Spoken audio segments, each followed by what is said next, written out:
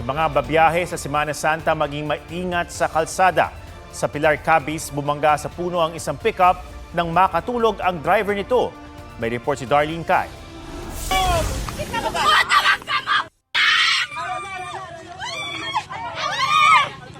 Disgrasya. Tinulungan ng mga tao ang lalaking edad 75 na nahagip ng pickup truck sa Pilar Capiz. Ayon sa pulisya, inantok umano ang driver kaya lumagpas sa kalsada at bumangga sa puno.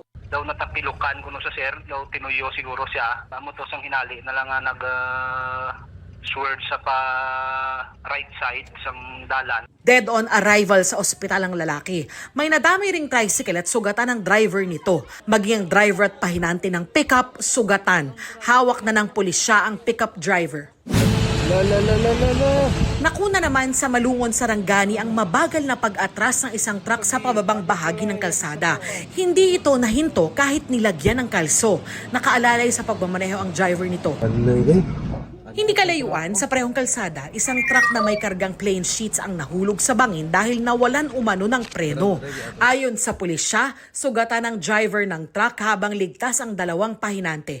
Nahagip nito ang isang nakaparadang motorsiklo. Nagkaareglo rin ang driver ng nadisgrasyang truck at may-ari ng motor. Ayon sa pulisya, posibleng nagtitipid daw sa krudo ang mga truck kaya nag-iba ng maneho. Ayaw mo pog neutral kasi usual ang na-result sa investigation nato kaning mga driver para makatipid mag-neutral para matipid ang gasolina.